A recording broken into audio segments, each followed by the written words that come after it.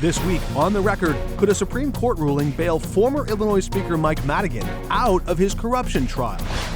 How Missouri Attorney General Andrew Bailey lost a free speech case at the Supreme Court, and what it means for censorship on social media platforms. Plus, Cori Bush backed Jamal Bowman's re-election bid in New York, but he fell to Democrat George Latimer. What that could mean for Bush in a tightening race against Wesley Bell. It's all coming up right now.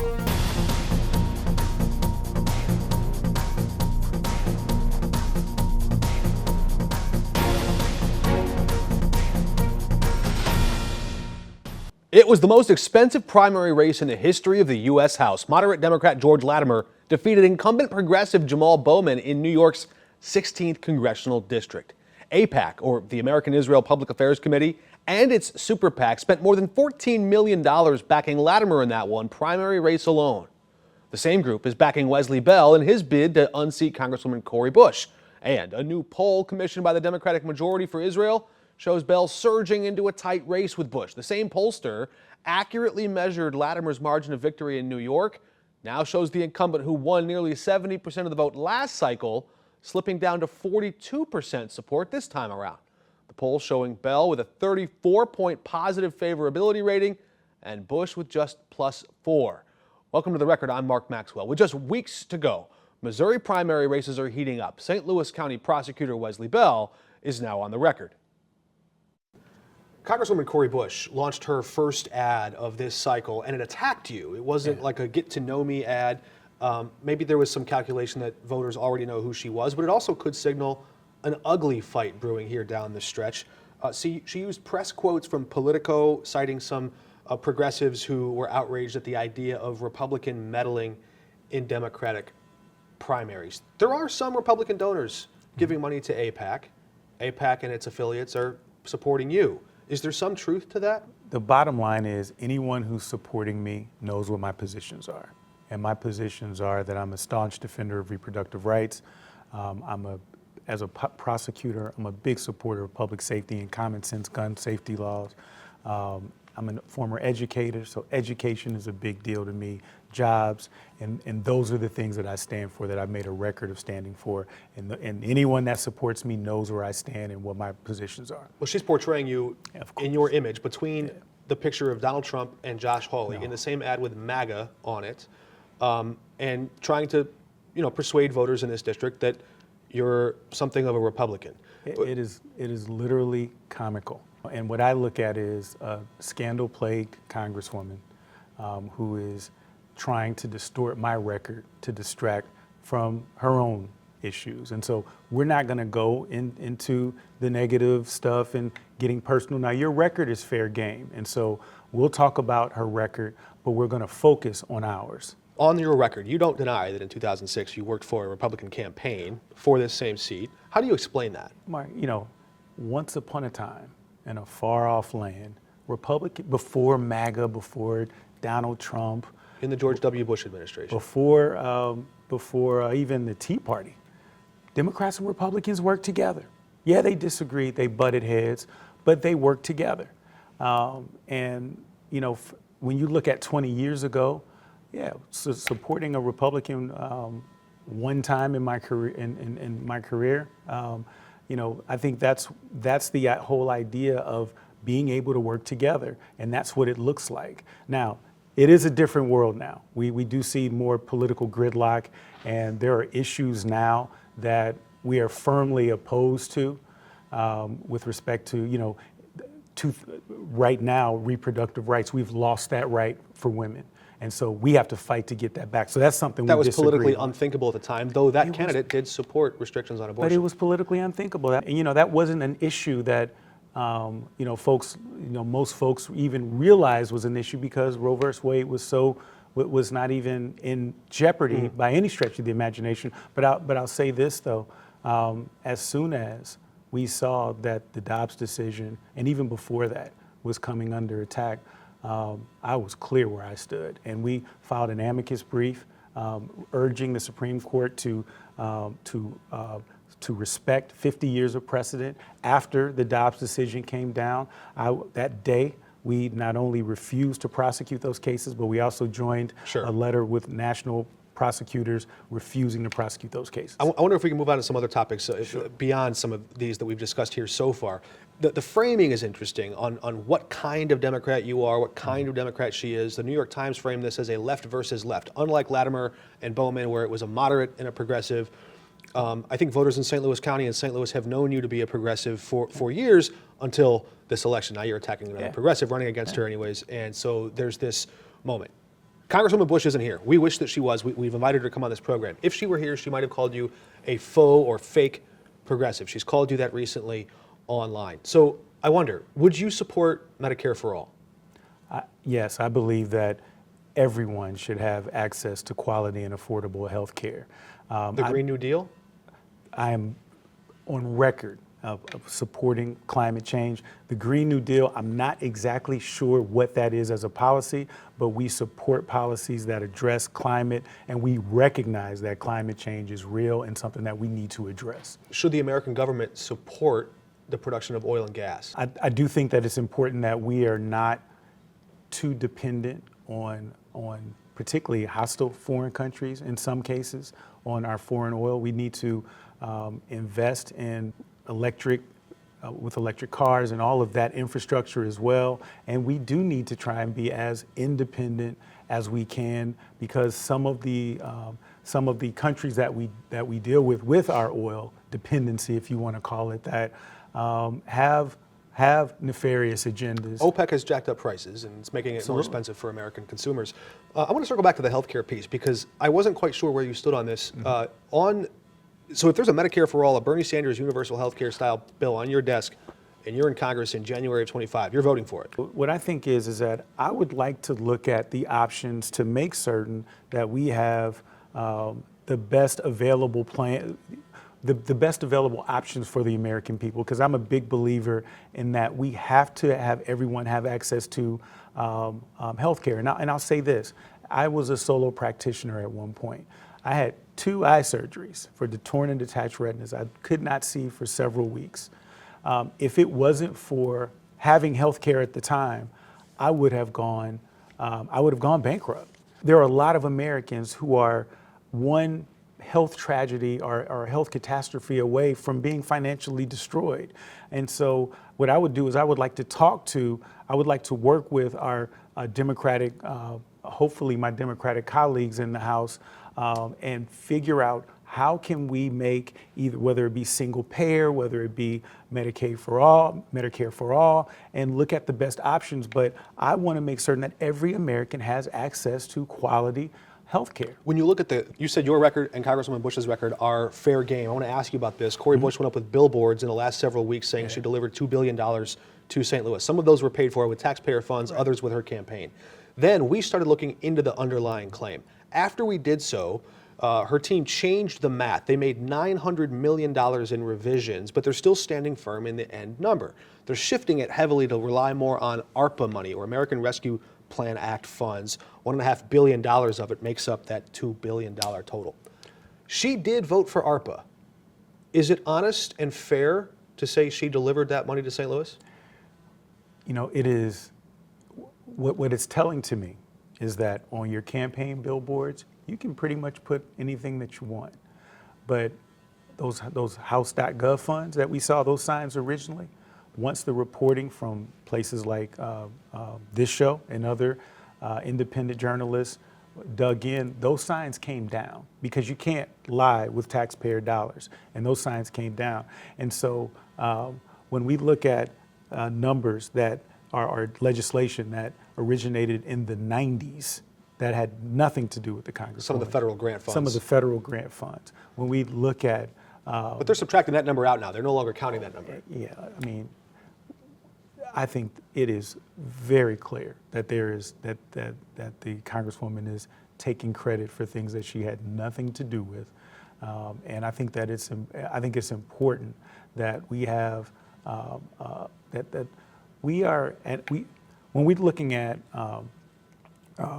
bringing resources home, it is, you know, what the Congresswoman is doing, looking at trying to find anything that had anything to do with legislation that was passed even before she was elected. I think that I think it is disingenuous. And then when you look at the bipartisan infrastructure bill, she voted against it and she sent out a press release supporting it. I think that with your reporting, there were duplicate numbers that were put in there. There were, again, things from the 90s. I think that the not only voters in this district, but the American public can see through inauthenticity. And it's time that we have someone that's going to go up there and represent this district. We hope to see your opponent, Congressman Cori Bush, on our program or on the campaign trail between now and August 6th. Thanks for joining us. Anytime. Our extended interview with Wesley Bell is up on KSDK.com. You can watch the whole thing up there right now. Missouri Attorney General hopefuls met at a forum this week. A look at that platform and which candidate didn't show.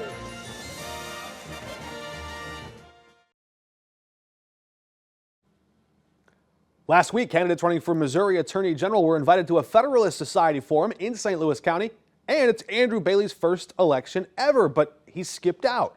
His Republican challenger, Will Scharf, traded blows with Democrat Elad Gross instead. Gross promised to launch a civil rights division in the AG's office. Scharf vowed to use that perch to investigate the state's Department of Elementary and Secondary Education. In Illinois, a powerful former Chicago alderman is headed to prison. Ed Burke was sentenced to 2 years in addition to a $2 million fine for corruption charges.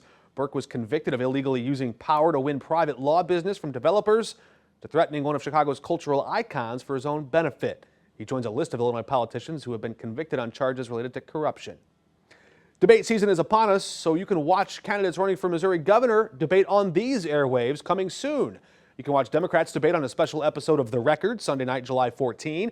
Both Mike Hamra and House Minority Leader Crystal Quaid are confirmed to appear. Then, July 24, the Republicans. I'll moderate alongside Carol Daniel from 9 PBS and Caitlin Canute from the NBC station in Kansas City. 3 podiums are prepared for Secretary of State Jay Ashcroft, Lieutenant Governor Mike Kehoe, and Senator Bill Eigel. Ashcroft and Eigel have so far confirmed to debate live on July 24 at 7 p.m. Free speech in the digital age, and what is corruption anyways? We break down big Supreme Court decisions right after this.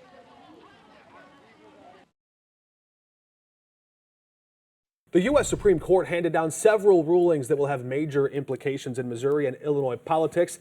And joining us now with legal analysis of these rulings is Attorney Jer Nixon. Good to have you with us.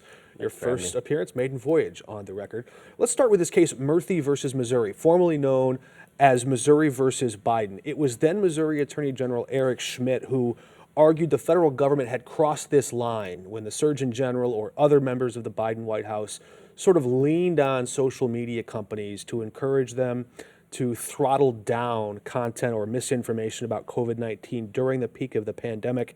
The court finds there was no direct censorship because social media platforms exercised their own judgment. What does this mean?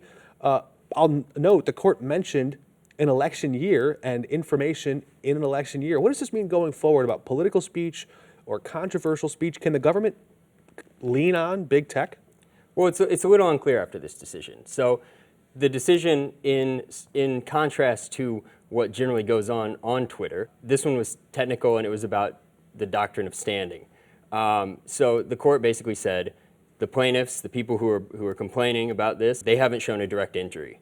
And because they haven't, they can't go forward with this case. And underlying that reason was the timeline, the fact patterns. Basically, they said, if this had come before that, then maybe. Or if this was the same big, if LinkedIn was doing the censoring and not Facebook, but they got their wires crossed. It seems like the case just wasn't that well organized. The judge who wrote this opinion, Justice Barrett, she's a Trump appointee. She knew the facts of the case, and the facts just weren't there to support the case. I see. So it's yet to be determined. This isn't a clear, concise ruling going forward, so big tech companies may still feel a little leery about throttling content, or how do you think they're reading this? It's more about what the government can do, because the First Amendment is about government and not about private companies.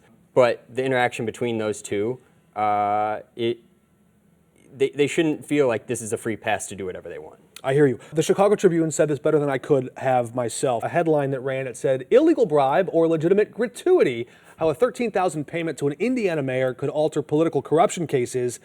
in Chicago. So this gets a little technical, but Mike Madigan is facing federal indictment. He's facing a trial, the former House Speaker, longest tenured House Speaker in American history. But the Supreme Court, in their ruling on this Indiana case, could have implications for his trial because they said state politicians can essentially accept gifts so long as they don't accept a bribe. And it has to be a quid pro quo. What's the difference? This is not great in a time where we have low government trust to cut back on the ability to prosecute government corruption. Technically, what they're saying is if they give you the money after you do the thing, then that's okay. If they give you the money before the thing, then that's a bribe. And it could be a campaign contribution. It could be other like indirect support to your political operation, which is very much how Mike Madigan would operate in this influence peddling. The federal prosecutors are trying to say, sure, this was sort of an unspoken agreement, but it was an agreement. Yeah. Is that case harder to prove now? That case is harder to prove, and we know that government corruption is more nuanced than one email saying, hey, I'll give you $1,000 to do this thing.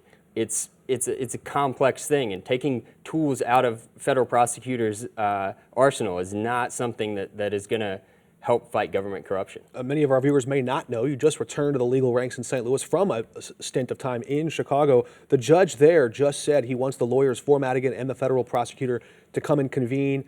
This may have something to do with it. They're looking at the scope of the case now. Can the judge come in and kick some of the evidence out, change the game in the middle of, or change the rules in the middle of the game here? It's hard to say at this point. The Supreme Court case just came out.